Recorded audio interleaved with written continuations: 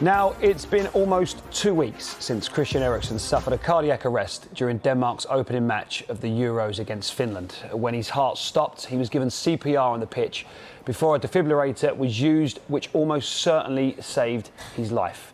My good friend Charlie Edinburgh joins myself and my brother Josh in the studio right now.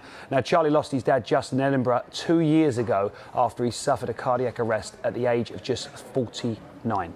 The former Tottenham defender was in charge of Leyton Orient at the time. Charlie, why don't you tell us a bit about your dad's story?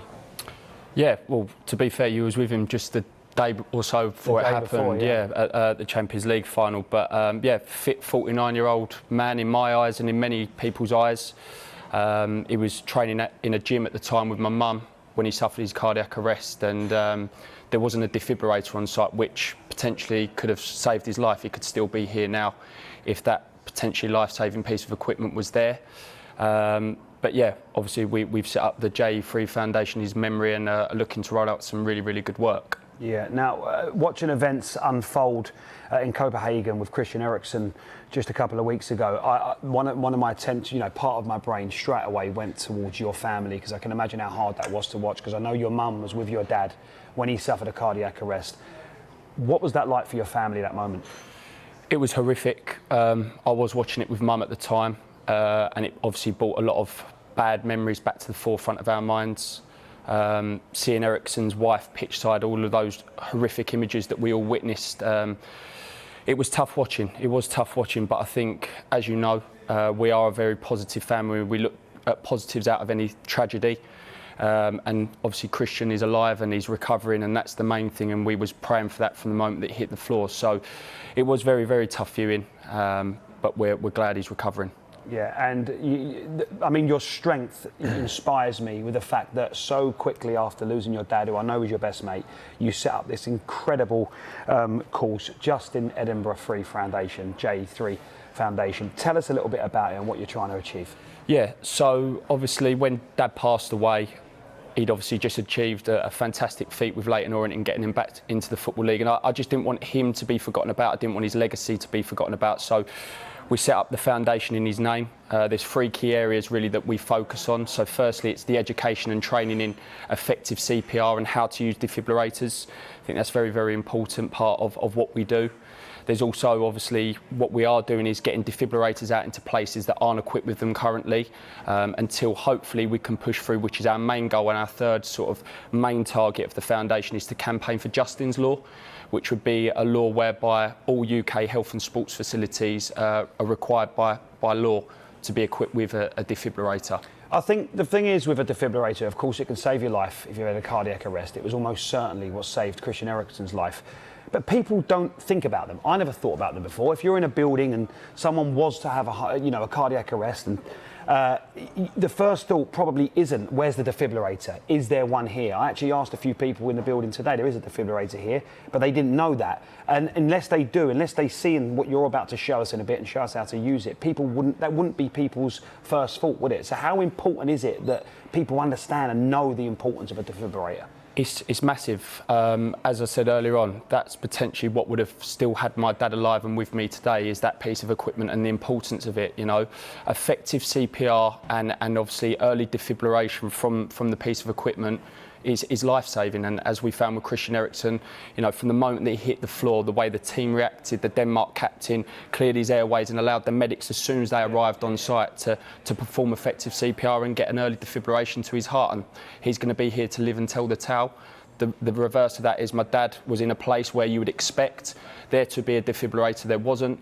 Effective CPR wasn't performed, and he's no longer here, and we're left with the heartbreak of that as a family, which we're now trying to spread awareness with Dad's name. And Josh, I know that it's caused you and us, the whole family, massive heartbreak, but you were so close to Justin. How has this impacted you and the importance of a defibrillator being in places that need it?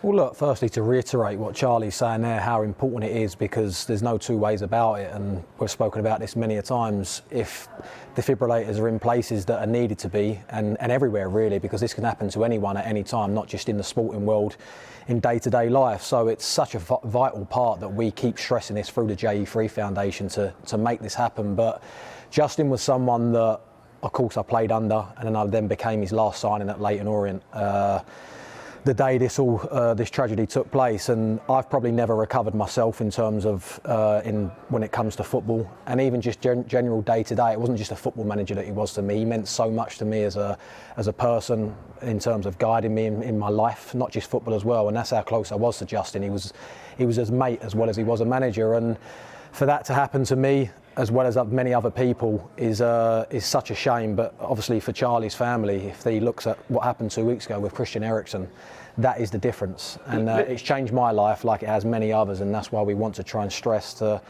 it doesn't happen to so many other people from now on in. As a player yourself, I want to touch on the Christian Eriksen thing quickly. Do you think this is, it's Fabrice Muamba and Justin, who's an ex-football player. Has this made you as a footballer and your football friends be a bit fearful and a bit, alert to the fact that you need to be, this needs to be in place everywhere, and you also need to be thinking about yourself?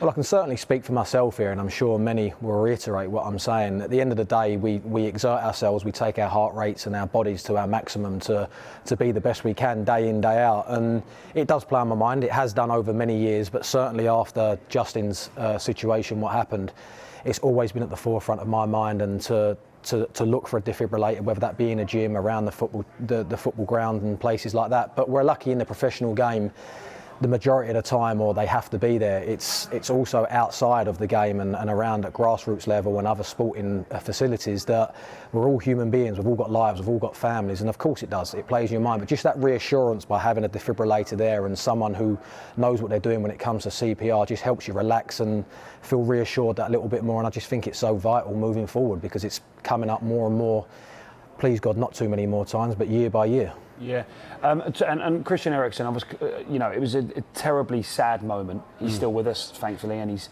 okay and doing well, we hear. But does it feel like the benefit to be taken out of that situation, if there can be one, is that people are taking this more seriously now? 100%, 100%. I think it's made everybody wake up and smell the coffee, really. This can happen to anybody. Christian is a prime example of that, top athlete performing at the very highest level. So if it can happen to him, it can happen to my dad, it can happen to anybody. So for us, as you say, if you're going to take any positives out of it, is that people have really sort of, in the last couple of weeks, it's all people have been talking about, and it obviously magnifies the work that we're doing as a foundation and other fantastic charities in our space. But it shouldn't take something like this to happen for people to realise the importance of a defibrillator, the importance of effective CPR, because it is life-saving. A hard-hitting fact: over 30,000 out-of-hospital cardiac arrests happen each year. You've got a 1 in 10 chance of surviving if there isn't a defibrillator on site. It's as simple as that. And if there is? If there is, well, your chances increase significantly. But it is, as I say, important that you get a defibrillator to the person suffering cardiac arrest as soon as possible. Yeah.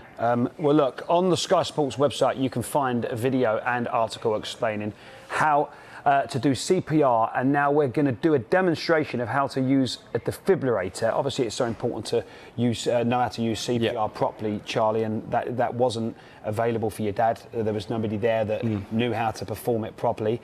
But a defibrillator is something that I feel like is a little bit more alien to lots of people. Not only is it alien in terms of how we feel, is there one here? Is it the first thing we look for? Yeah. But what if we do see one and something tragic does happen in front of our eyes? How do we use it if we get hold of it? Yeah, absolutely. So first and foremost, I think the thing to hammer home to people is you can't misuse this piece of equipment.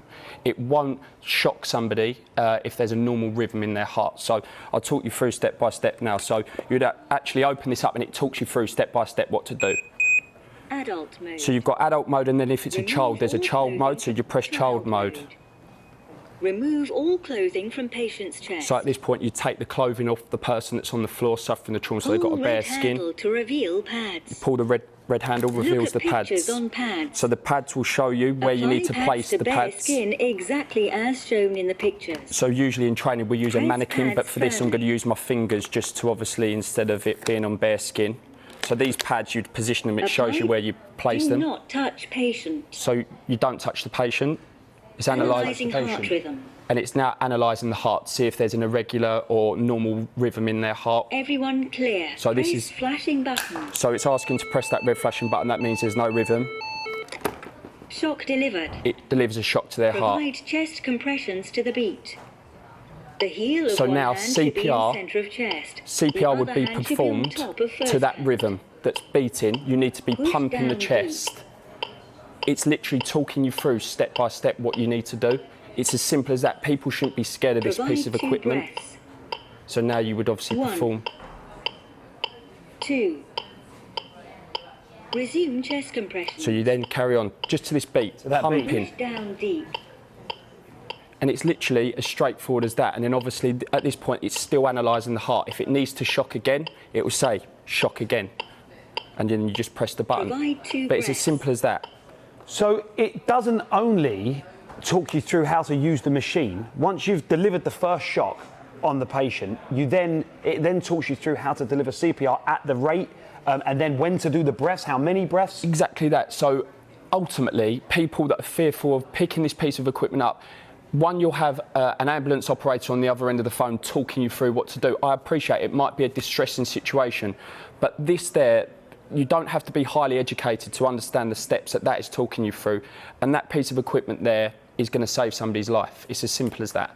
Well, if that hasn't taught you at home, then, for me, that's just taught me so much straight away. If I'm ever in a situation where I see somebody suffer with a cardiac arrest, of course, I hope that doesn't happen. I'm going to look for a defibrillator and not be as frightened to use it. So, Charlie, thank you so much for coming on and doing that. You could have just saved somebody's life from somebody watching that who could save that person's life. Please support the JE3 Foundation. It's an incredible thing what Charlie and the family are doing to get Justin's Law approved.